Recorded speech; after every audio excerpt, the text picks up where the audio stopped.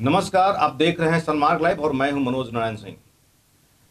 अपने देश का राष्ट्रीय पक्षी है मोर, लेकिन आज के डेट में मोरों की संख्या में काफी कमी होती जा रही है। इस पर सरकार का कोई अच्छा खासा ध्यान भी नहीं कहा जा सकता है, वरना मोर की संख्या में दिनों दिन इतनी गिरावट नहीं होती। मैं आपको दिखला रहा हूं, पूर्वी चंपारण जिले के कल्याणपुर में एक मोर गांव है। उस गांव का नाम ही, चूंकि वहां पर मोरों की संख्या ज्यादा है, इसलिए ज्यादा रही है, इसलिए उस गांव का नाम मोर गांव पड़ा था।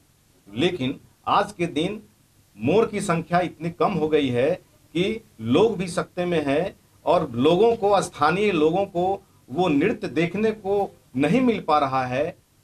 ऐसा कहा जाता है कि जब बरसात का समय होता है, घनघोर बादल जब छाता है, उस समय मोर अपना नृत्य करना शुरू करता है।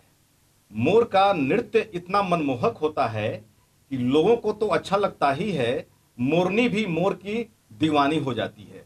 धर्म ग्रंथों में भी मोर की चर्चा है। कार्तिकेय भगवान की सवारी मोर ही है। मां सरस्वती को भी मोर पक्षी बहुत प्रिय है। श्री कृष्ण को भी मोर का पंख बहुत प्रिय था। हमेशा उनकी जहाँ भी प्रतिमा आप देखिएगा, मोर का पंख उनके सिर में, उनके मुकुट में लगा रहेगा। ऐसा भी कहा जाता है कि घर में मोर का पंख रखने पर राहु घर से भागा रहता है। बहुत तरह तरह की बातें हैं, धर्मशास्त्रों में इसका उल्लेख है।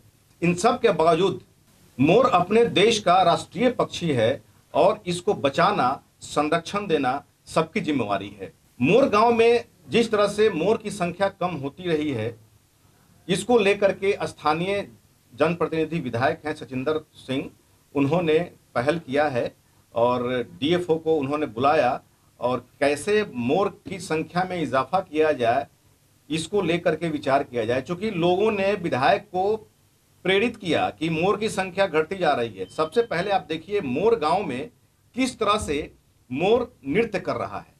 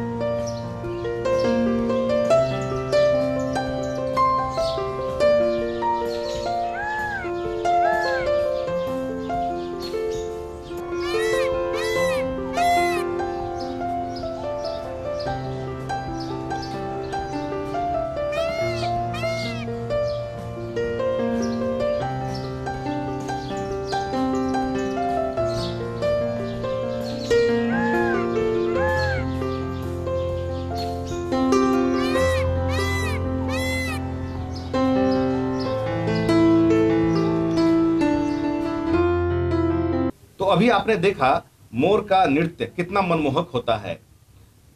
ये घने जंगलों में रहता है, जहां पर हरे भरे घास और पेड़ पौधे होते हैं, जंगल होते हैं, वहां पर मोर का वास अधिक होता है। कीट मकोड़े खाते हैं और ऐसा कहा जाता है कि सांप का जानी दुश्मन होता है मोर। तो वैसी स्थिति में यहाँ मोर गांव में मोर की संख्या जो घट रही है, इसको लेकर के लोगों ने विधायक को प्रेरित किया कि यहाँ पर मोर की संख्या कम हो रही है। विधायक ने इस पर पहल की और डीएफओ को बुलाया गया। मोर की संख्या कैसे बढ़े, डीएफओ ने कहा कि यहाँ पर मोरनी को यहाँ पर लाना पड़ेगा ताकि संख्या में वृद्धि हो। आइए सुनते हैं कि डीएफओ ने क्या कहा। यहाँ पर मोर की संख्या में काफ़ी कमी आ गई है, तो सबसे पहले तो मोर की संख्या को बढ़ाना आवश्यक हो गया है। उसके लिए उनके जो आश्रय स्थल हैं, हैबिटेट बोलते हैं हम लोग उसको तकनीकी भाषा में, तो हैबिटेट विकास करना का जो आवश्यक है। तो उसके लिए कुछ सरकारी ज़मीन का सुझाव अभी ग्रामीणों के द्वारा दिया गया है। तो उस जगह पर जो इसके अधिवास के लिए जो पेड़ आवश्यक है, जैसे सेमल है और नीम है, अशोक है, बांस है, तो इसका यहाँ वन रोपण का कार्य करेंगे हम लोग अगले सीजन में।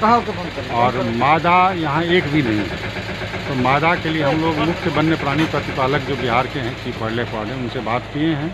तो उनसे हमने रिक्वेस्ट किया है कि हमको 4-5 मादा ये मोर जो है यहाँ उपलब्ध कराया जाए, तो इसके जनसंख्या में वृद्धि होगी और मोर गांव जो है ये अपने नाम को सार्थक कर सके। अभी हम लोग माधोपुर गोविंद ग्राम, जो मोर ग्राम के नाम से भी प्रचलित है, यहाँ बैठे हुए हैं। साथ में डीएफओ साहब हैं, ग्राम के अन्य लोग हैं, अन्य गणमान्य लोग हैं, मुखिया जी, सरपंच साहब, पंचायत समिति। और यहाँ मोर की प्रजाति को कैसे विकसित किया जाए, क्योंकि ये विलुप्त होता जा रहा है, संख्या बहुत कम बच गई है। इसकी संख्या अधिक हो, उसके संरक्षण और संवर्धन की व्यवस्था हो, इसके लिए ग्रामीणों के साथ साथ पदाधिकारियों की एक बैठक करके कि कैसे ज़्यादा से ज़्यादा इसको हम लोग विकसित कर सके, इसको सुरक्षित और संवर्धित कर सके, इसी पर हम लोग कार्य योजना बना रहे हैं। अब तो ये आने वाला वक्त बताएगा कि जिस तरह से ये अधिकारी पहल करना शुरू कर रहे हैं, अब इनमें ये कितना सफल होते हैं। इस मोर गांव में मोर की संख्या को बचाने के लिए ये डीएफओ साहब कितना प्रयास कर रहे हैं और कितना सफल होते हैं, ये तो आने वाला वक्त बताएगा। फिलहाल मोर गांव में मोर की जो घटती हुई संख्या है, इसको लेकर के स्थानीय लोग काफी चिंतित हैं। चकिया से सहयोगी रवि के साथ मनोज नारायण सिंह, सनमार्ग लाइव, पटना। बिहार झारखंड सहित हर छोटी बड़ी खबरों से अपडेट होते रहने के लिए सनमार्ग लाइव को सब्सक्राइब करें और बेल आइकन जरूर दबाएं।